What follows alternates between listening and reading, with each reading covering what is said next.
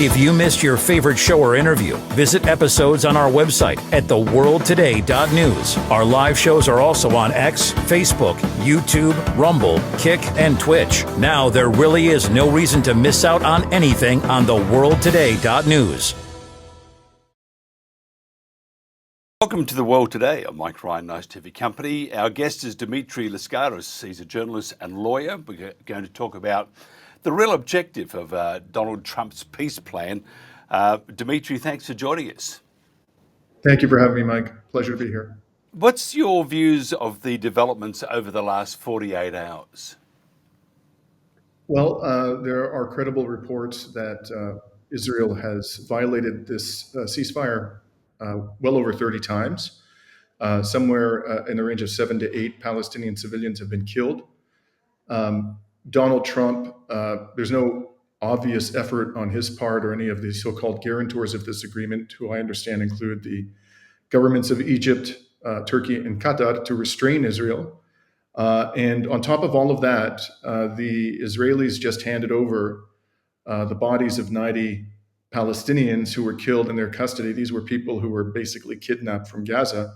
And the doctors who examined their bodies found that almost all of them had been shot between the eyes while blindfolded, and many of them, their bodies bore clear signs of torture.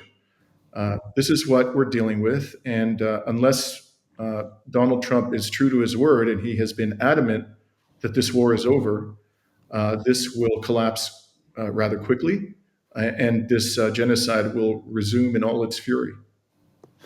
If what you're saying is true, and I have no doubt to disbelieve you, or no reason to disbelieve you, it's failed already. It's fallen apart already. It's not will it fall apart? It has.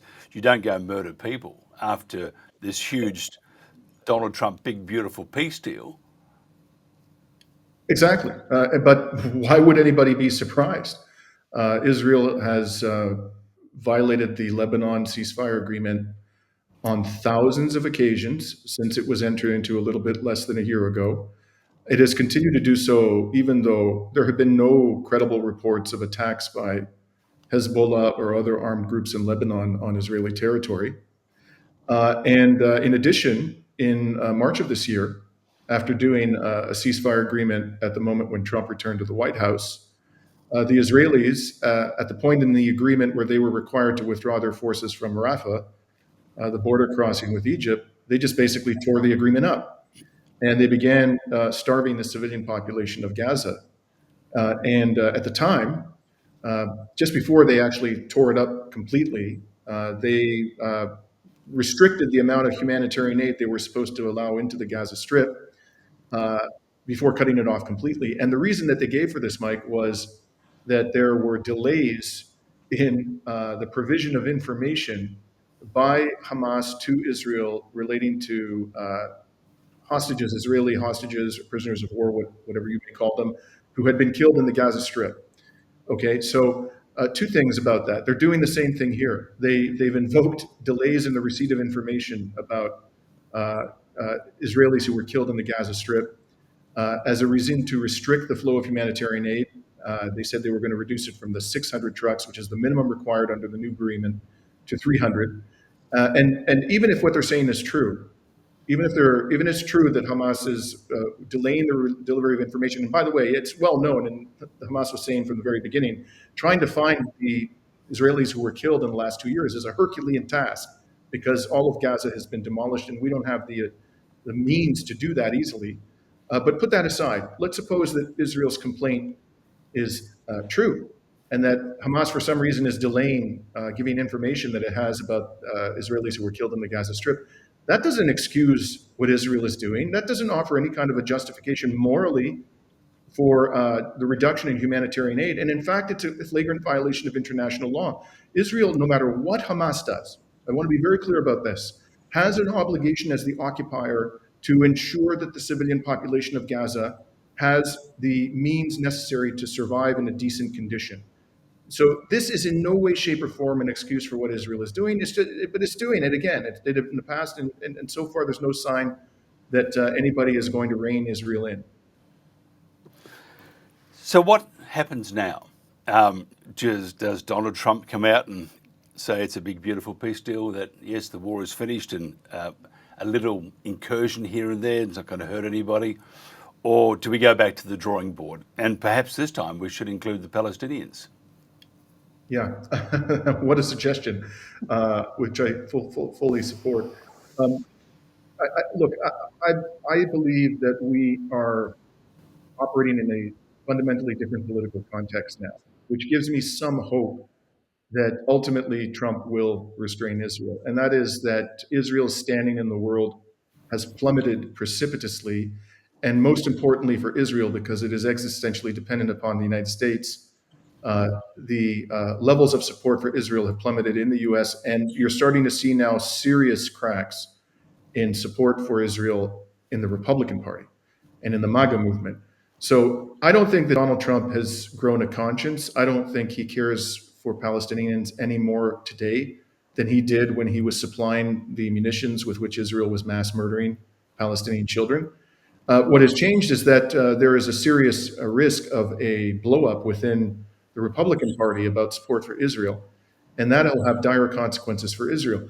The question is, has the level of opposition within the US and other major Western backers of Israel reached the point where the political elites now consider themselves bound by practical considerations, not by matters of conscience, to cut Israel off in terms of military and economic aid?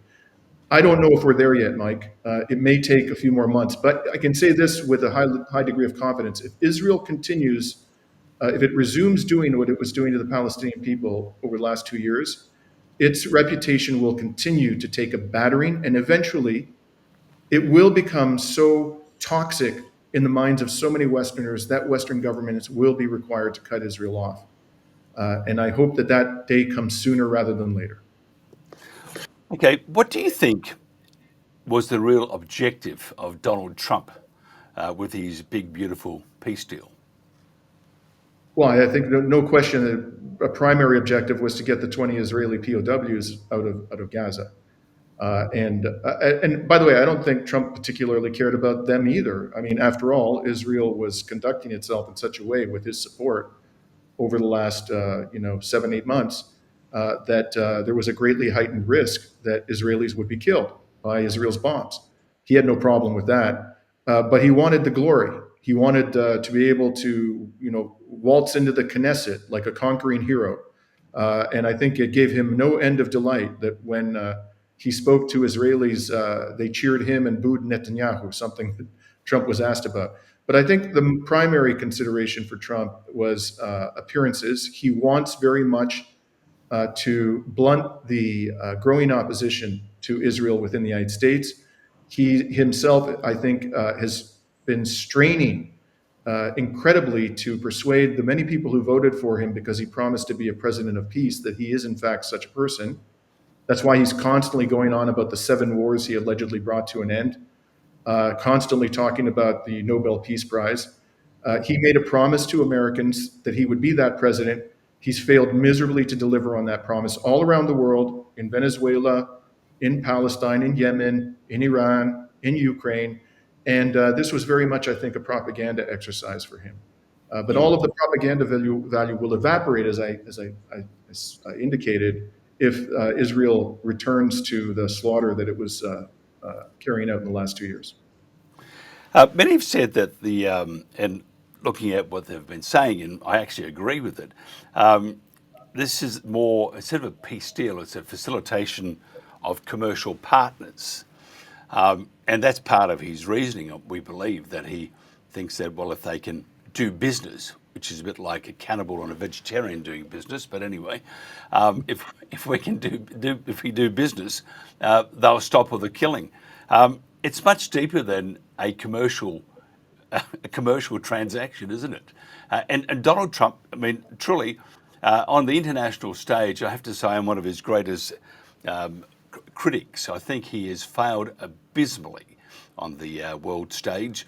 And the beating of the chest, it may win him an election or two in the US, but it doesn't do anything to achieve what he says he's achieving. It's all smoke and mirrors and propaganda.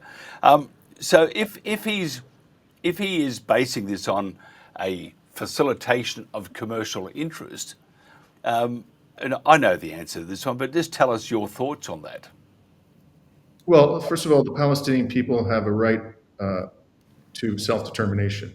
So no one has the right to tell the Palestinians who can govern them and to impose a foreign guardianship on the Palestinian people. Enough is enough.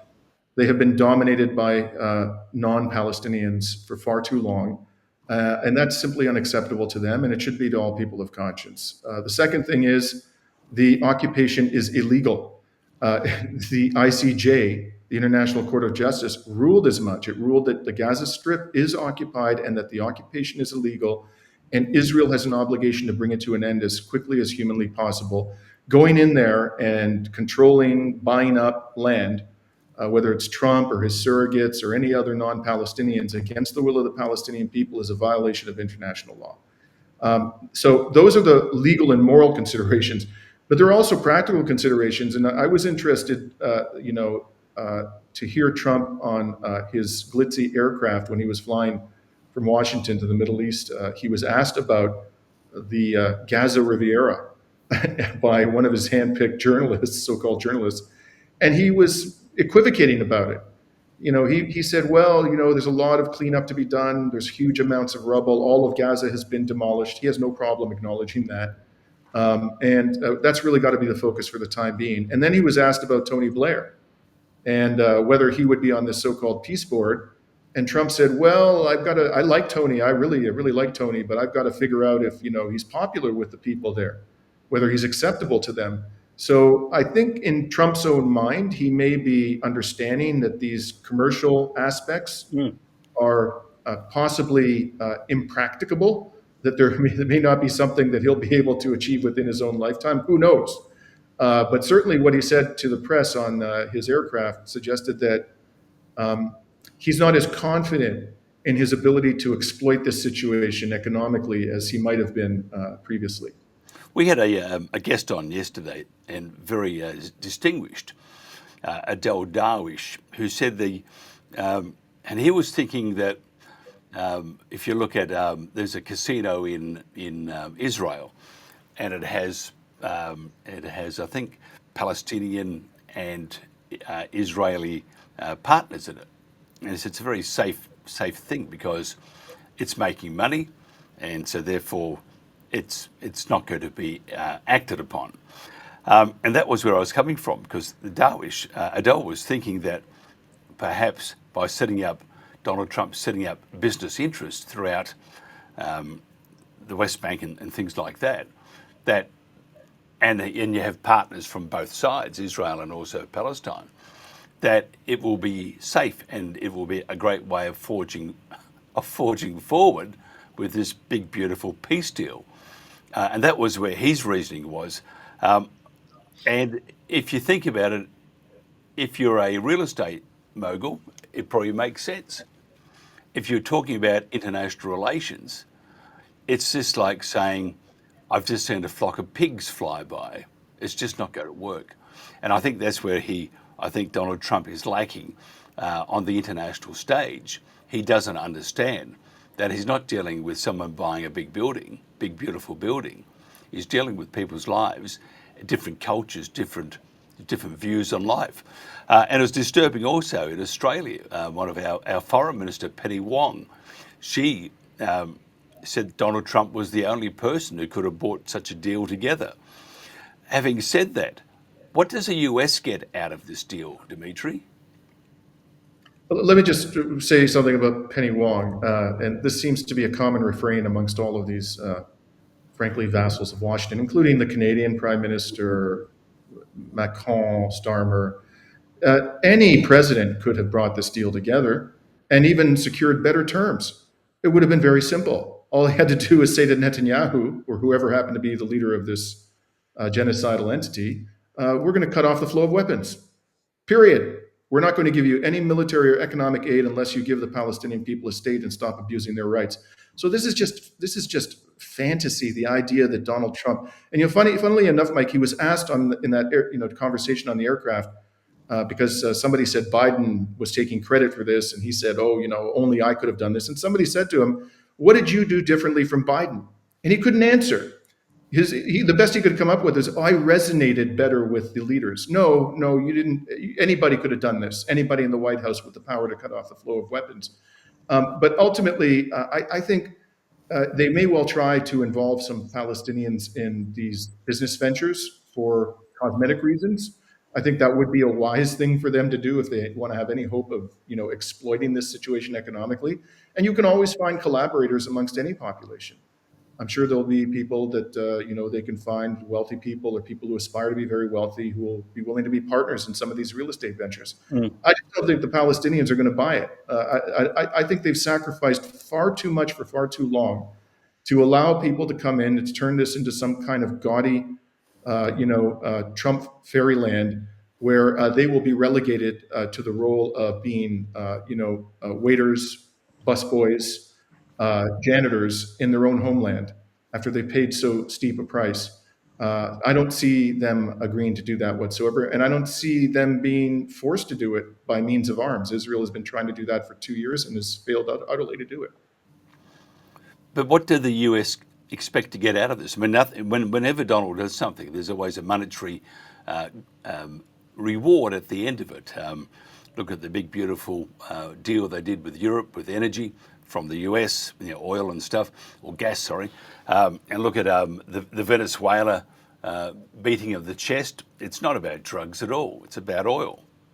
Yeah. As simple as that. So there's always that pot of gold at the end of any big, beautiful deal by our big, beautiful president. What do they get out of this? What do they expect to get out of this peace deal, which is a farce already?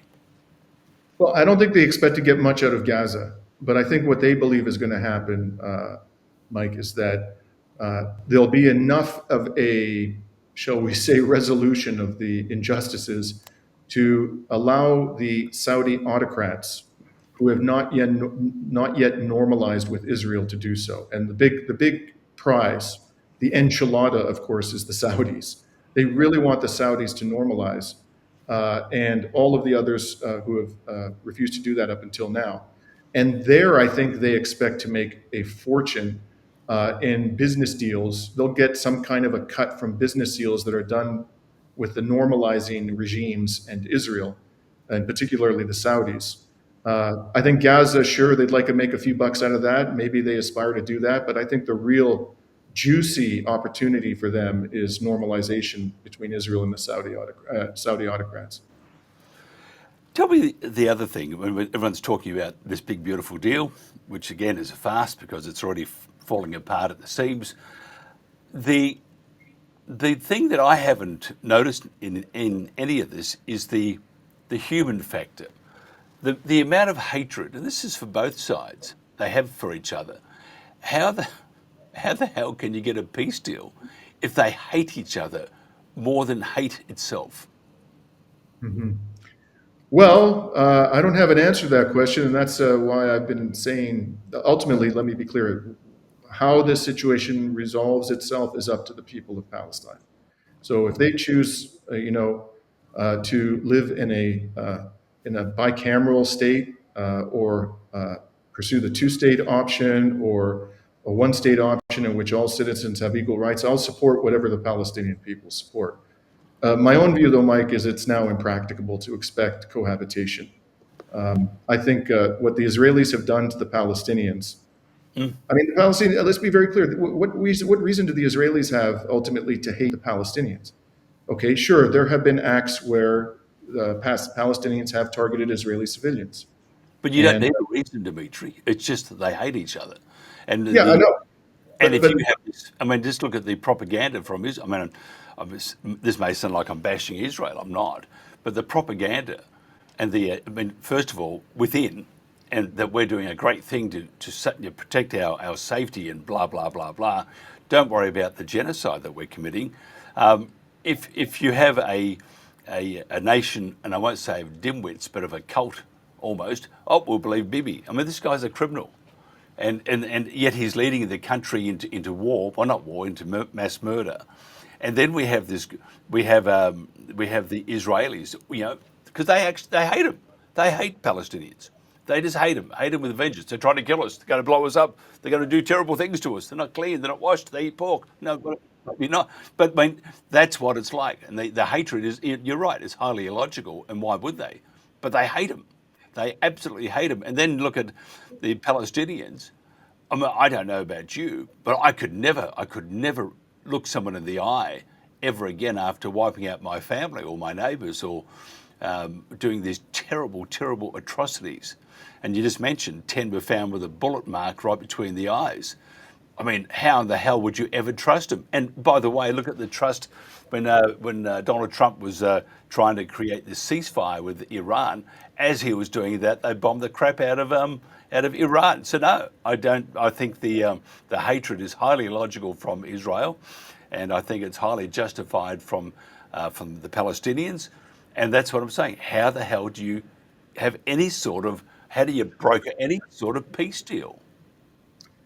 Well, Mike, I actually authored an article in the second month of this genocide back in November of 2023, and the title was America's Unsinkable Aircraft Carrier is Sinking. And in that article, I predicted that the outcome of this horrible, god-awful mess that the West has effectively created is that there would be a massive outflow of Zionist Jews from the state of Israel. And by the way, there's lots of evidence that that's already begun. And eventually, the dreaded demographic war that the Israelis have been talking about for so long would be lost decisively by them. And Palestine would rise from the ashes. It would be a state that would be made up of a large majority of Palestinians, most Israeli Jews, those who feel the way you've described quite accurately about Palestinians.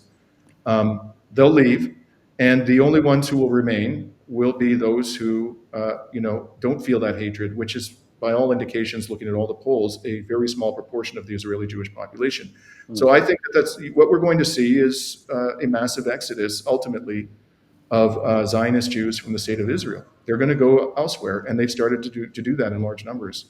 I would love to see everybody, clasp hands together and sing Kumbaya and bury the hatchet, as it were. But like you, Mike, I'm deeply skeptical that that can happen at this stage. It's something that no one's really talked about.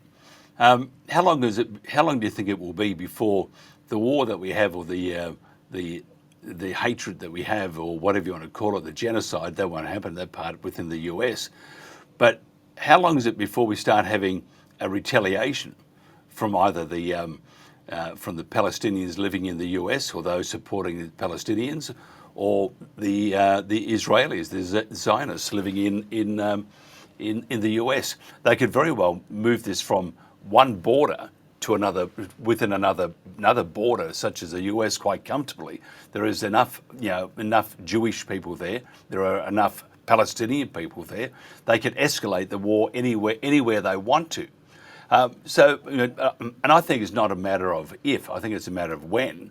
When do you think it would happen in the US? Or, I mean, Europe's already in tatters. It's a dreadful part of the world. But look at the US. We've got the borders, and we're going to protect everybody. Unfortunately, they're all there. And if they want to have a stoush or create some sort of atrocity on each other, they could do that quite comfortably within the US. And if they wanted to make a point, they could do the same thing. So I'm saying it's going to happen one day. Do you think it will happen one day? And if so, when? I'm absolutely gobsmacked that it hasn't happened already. I'm amazed that the level of restraint that Palestinians living in exile and their supporters have exhibited up until now. There have been a couple of sporadic instances of violence. You may recall that there were two individuals who worked at the Israeli embassy who were shot dead in Washington, D.C. a few months ago. But that wasn't a Palestinian, by the way. The accused person was an American citizen, non-Palestinian origin. In any event, that has been very, very exceptional, things like that. And wow, I mean, this is just, it completely undermines this narrative that, Palestinians and their supporters are bent towards violence. The fact that they've shown so much restraint as we've watched this genocide live stream day after day, and Israelis carrying out these crimes with glee, boastfully. So I think it's coming if we don't stop this. I'm amazed it hasn't happened until now. And when it comes, we may all rue the day that we allowed this to unfold for so long. And that's what you get when you put a real estate mogul in charge of international relations, unless you want to buy a building. Just quickly, the number of Palestinians that have been released, how many still remain incarcerated? My best estimate is that it's somewhere in the range of 7,000 to 8,000. So the total number at the end of 2024, B'Tselem, the Israeli human rights group, reported that it was 11,000 or so. By the way, 3,300 or more of them were being held under administrative detention, which means there was no charge, no conviction, nothing. They're just being held because the Israelis felt like it. And there were 300 children. So somewhere in the range of, I think under the first ceasefire and this ceasefire, the one that happened earlier this year, there's been 3,000 to 4,000 released. That would leave about 7,000 to 8,000 in Israel's dungeons. And I want to remind people that human rights organizations, including the wonderful Israeli human rights group B'Tselem, have documented that what Israel is effectively doing is running a network of torture camps. That's the way they describe every manner of atrocity possible is happening on a daily basis to those prisoners, and they must not be forgotten. It's a horrible, ugly thought. If somebody wants to find out more, enjoy your readings and find out more about you, how do they do that, Dimitri? My main preoccupation is our YouTube channel. It's called Reason to Resist, with a 2 between reason and resist. I'm also on X, and my handle there is at Dimitri Lascaris. Absolutely brilliant. I've enjoyed this very much. Actually, not enjoyed it. It's been illuminating, but it's not enjoying talking about such filth. Thank you so much for your time. This is The World Today. Telling it as it is. Today's News Talk. The World Today. And welcome back to The World Today. Robin Tilbrook is a regular guest with us and does a fantastic job. He's a solicitor, leader and chairman of the English Democrats and chairman of the Workers of England Union. Robin, thanks for joining us. Tell us the latest on the grooming gang inquiry. It's sounding a bit like I've just seen a dozen pigs fly by. It's not happening, is it? Well, Mike, not surprisingly, I suppose, bear in mind that Labour are worried that they're going to be implicated. They've been very, very slow at going ahead. They agreed that they were going to have an inquiry in June, and they've made very little progress since.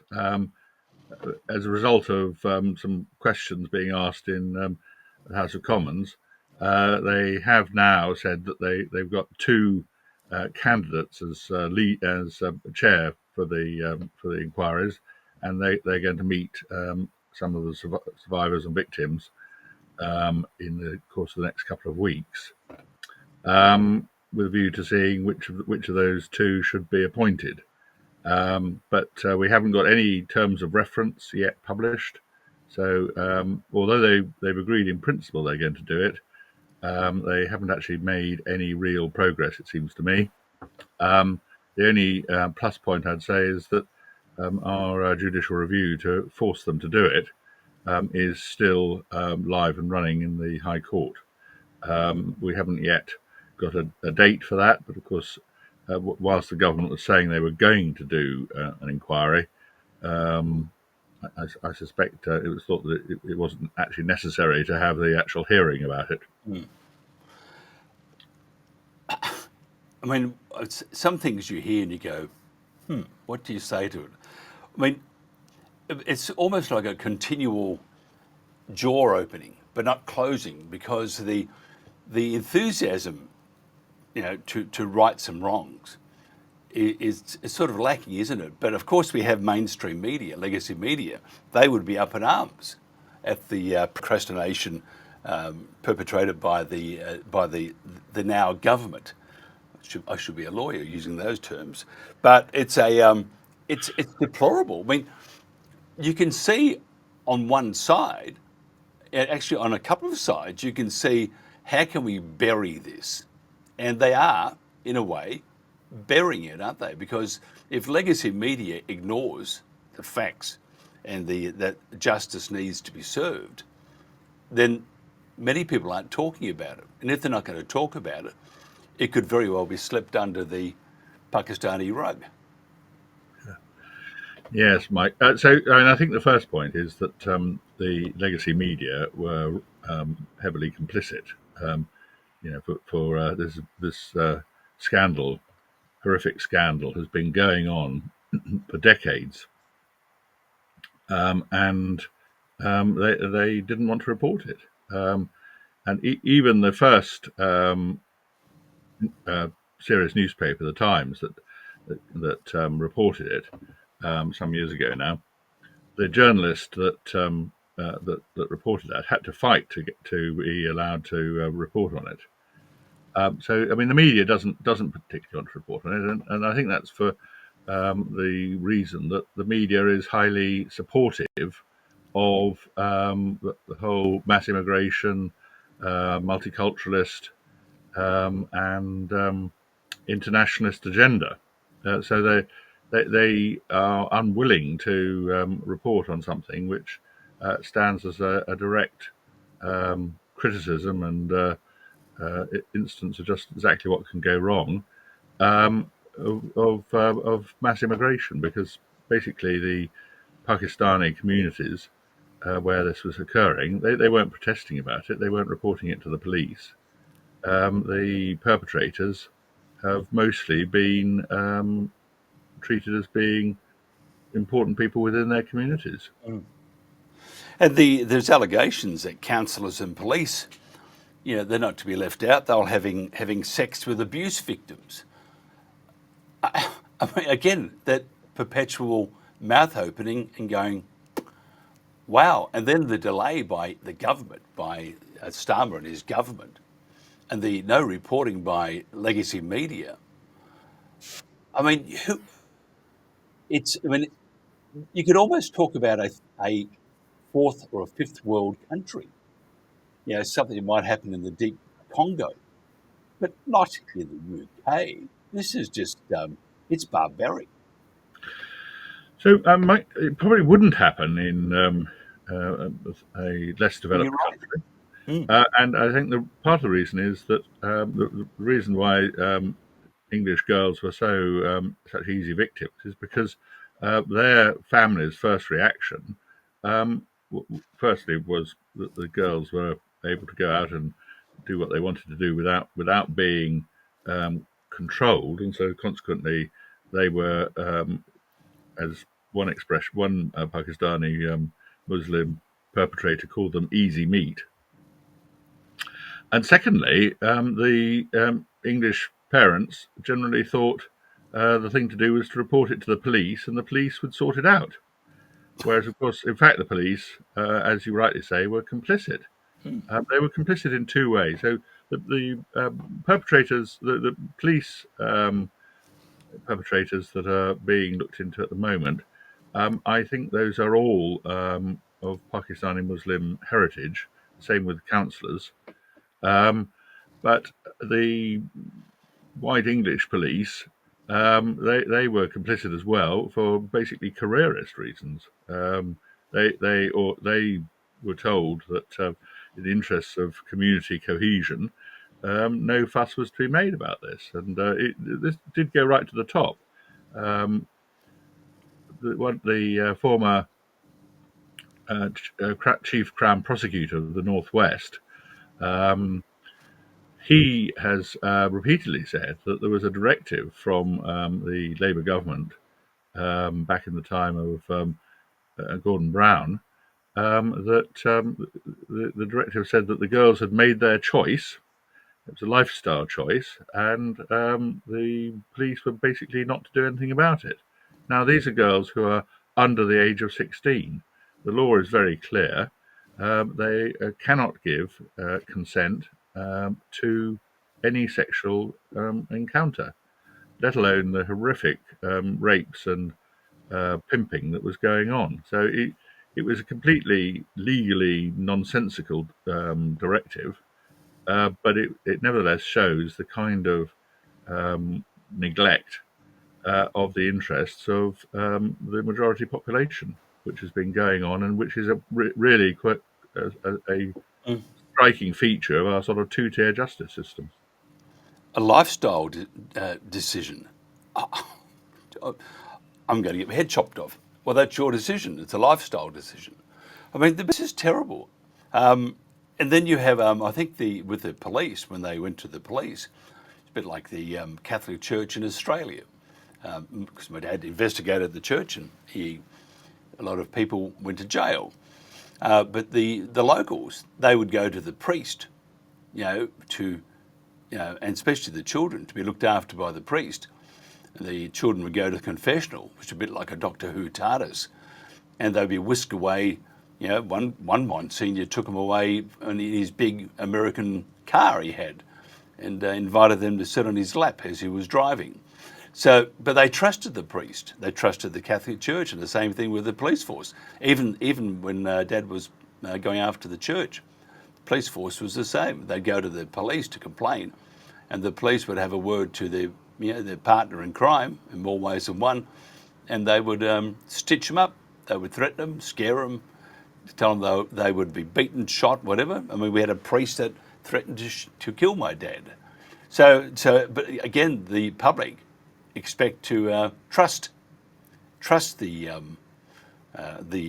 government or the authorities, whether they're religious or law enforcement, and it's terrible. And I don't understand why the delay, unless they're complicit, unless we have current councillors, ministers, police still working that are part and parcel of the whole parcel of crime. Well, Mike, we do. What's more, this scandal is still ongoing. It isn't a situation where there are no child rape gangs operating now. They are still operating. They are operating now in most of the towns and cities of England, and also across the whole of the UK. They do this with very light regulation or policing, and very often the police are on the side of the perpetrators.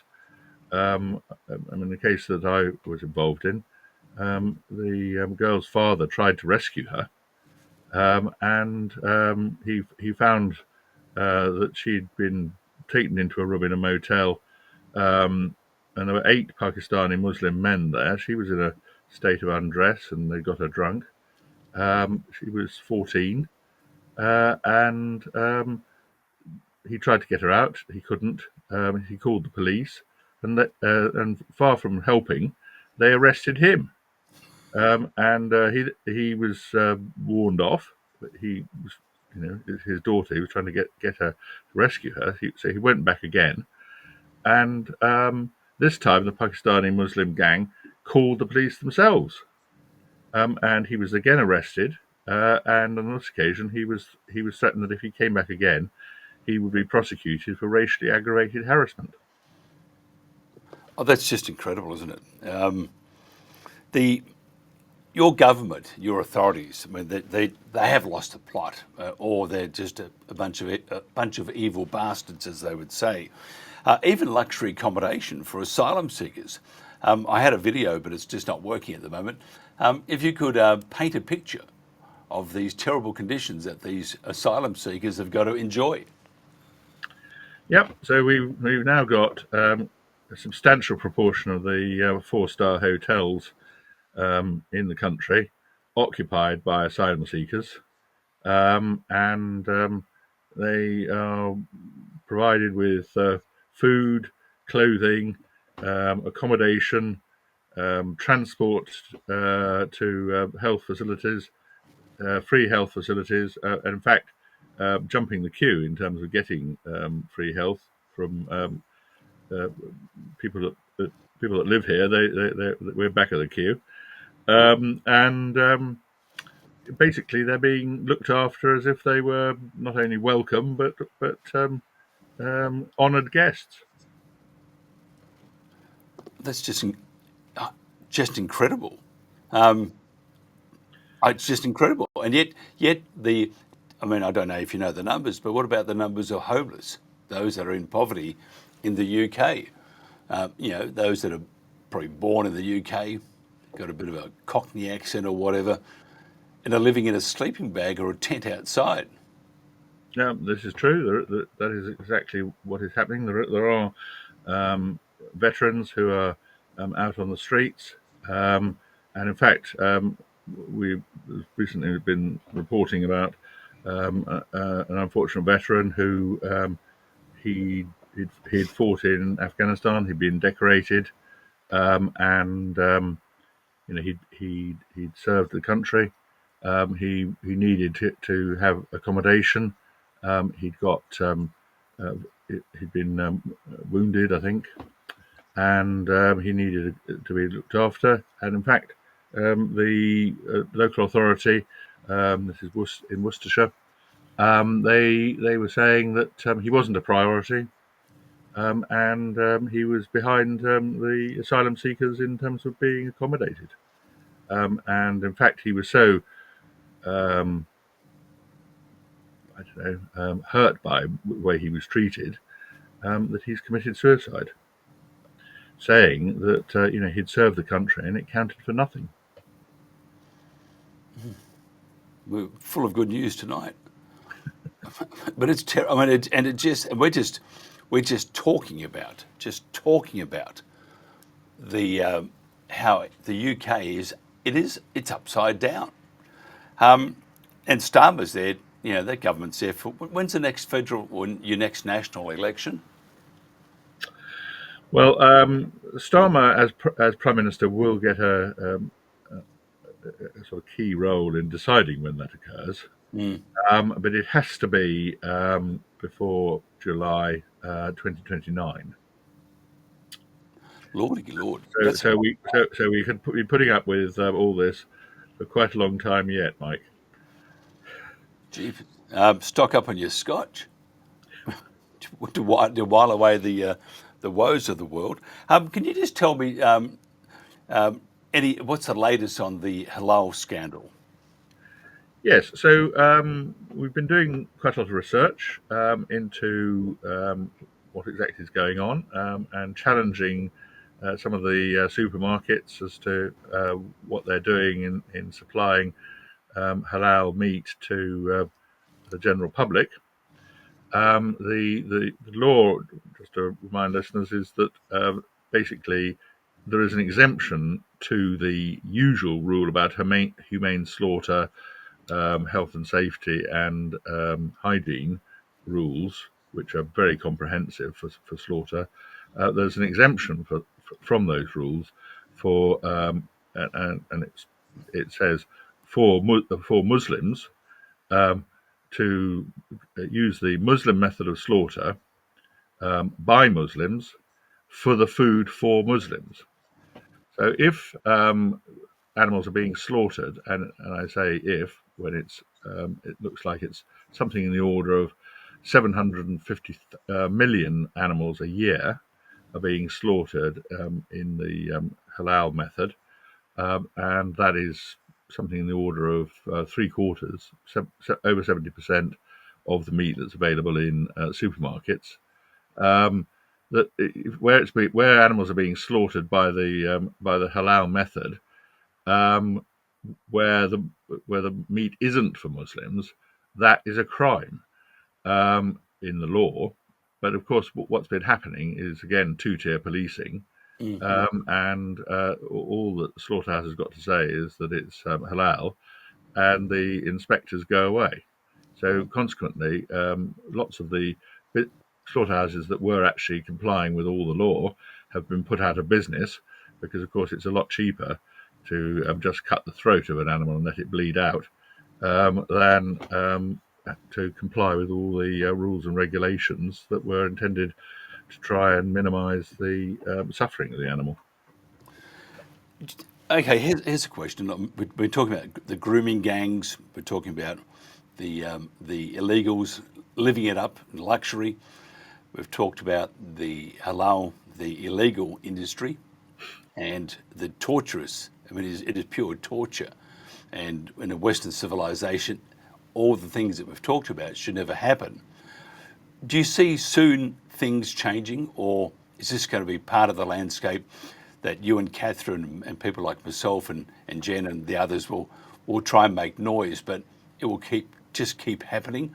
Or is there a light at the end of the tunnel that isn't Starmer dressed up as Casey Jones driving that steam train straight towards us? Well, I think what's happening in England is that people are generally waking up to all of this. And we see this even as you drive around the countryside, because all our towns and villages have got people been going around putting up flags, and this is as a protest about the way that the country is being treated, and it is an instance where the flags aren't being used for any sort of entertainment purpose. They're not about a cricket match or a football match. They are political, really, and they are also about national identity. And I think that what's happened is that there was a point at which all these sort of things were rising up around us. So after all, the Muslim Pakistani Muslim child rape gangs have been going on for 20 or 30 years, getting worse and worse, but going on for quite a long time. And people were not aware of it. If you didn't live in an area where this was happening, you wouldn't be aware because the media weren't reporting it.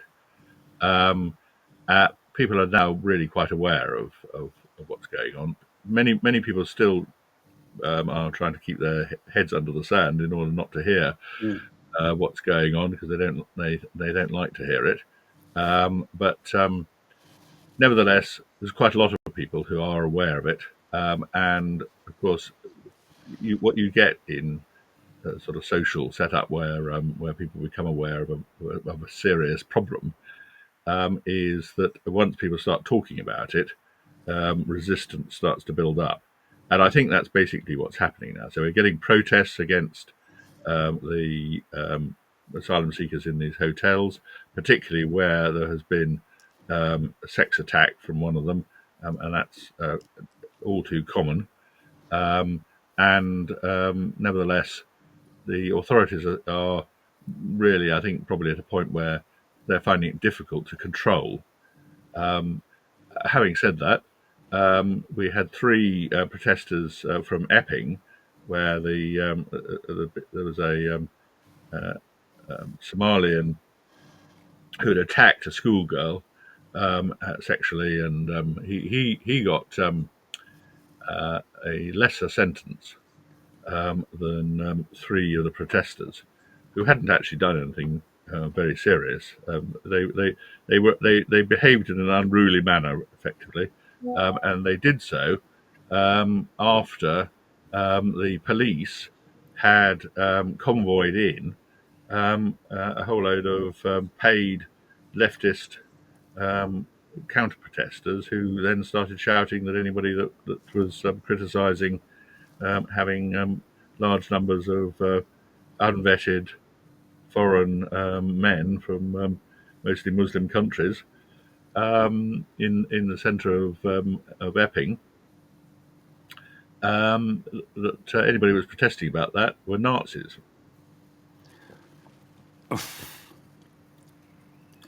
I'm going to go home for a scotch tonight, and you can't. But As always.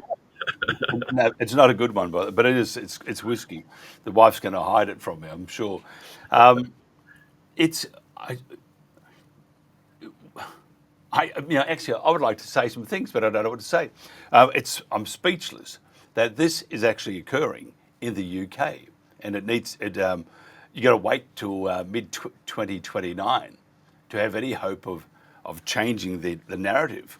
But the problem being, as you would agree with me, that you got to make sure two things: you have a good opposition that people can, that it's not going to get nobbled by legacy media or misinformed, with the public with things that, for example, you didn't say, but they're saying you said it. And once the damage is done, it's done. And secondly, you got to make sure everyone turns up for the election, because bet your bottom dollar that Labor, regardless of how terrible they are, they could very well not stack it, but they would have all their followers out there, a bit like the Salvos, and you could return Starmer's government back again. I mean, and look at Australia. We did that with Albanese. The guy is just an absolute. He's not a very good prime minister, I'm trying to say politely, and his government is very bad. They're going to spend 1.38 trillion on windmills. Anyway, that's another story. So I do hope things settle down a bit in the UK. I don't think they will, not for a while yet. I mean, you go from what we've talked about, all things Muslim, and we're not being racist here by any stretch, but show me something that's palatable in that discussion, and I will stop talking about this, because all of it is it's quite ugly, and it's not going to change. It is not going to change. You're doing your bit with the halal scandal, but the fact is it's still going, and I believe you'll get all sorts of pushback, if not now. So I think we are in a terrible state, and that train with Starmer, putting in wood into the fire and making that noise, it's coming at people like you and I very quickly, and fingers crossed that it breaks down before it gets to us or runs out of steam. Robin, it's aiming at us. It's aiming at us. It's not just accidental. It's deliberate. It is. It's an up yours sort of thing, but with worse consequences, and they're not going to change. You've been in court many times, I would imagine. You know when someone's lying. It's like a copper. They know when someone's lying. That's what they're paid to do, to work out who's telling fibs and who's not. Although maybe the quality of the police these days, it's hard to distinguish between the crooks and the cops. And that's just looking at, if you look around, look at the grooming gangs. There's a perfect indication, example of how corruption just thrives. Robin, to save us from going to jail here, I'll just ask you now, if somebody wants to find out more about you, or to find out more about your parties, or to get in and support your investigations and your activities in stopping the illegal halal industry, how do they do that? Thank you, Mike. Yeah, so I'm on Twitter. It's at Robin Tilbrook, and the English Democrats party website is englishdemocrats.party. The union is the Workers of England.co.uk. And if anybody wants to find out about the appeal that we're making for funds to bring the case about the halal, we're trying to control the abuse of the halal exemption, then that is on my Twitter account. Robin Tilbrook, illuminating. And there's my excuse for a whiskey tonight. Thank you so much for that. My wife will write to you and send you rude words. Thank you so much for your time, sir. It's been, as I said, it's illuminating and a great conversation, but we've got a long way to go yet before things right themselves in the way it should be. Robin Tilbrook, this is The World Today. If you missed your favorite show or interview, visit episodes on our website at theworldtoday.news. Our live shows are also on X, Facebook, YouTube, Rumble, Kick, and Twitch. Now there really is no reason to miss out on anything on theworldtoday.news.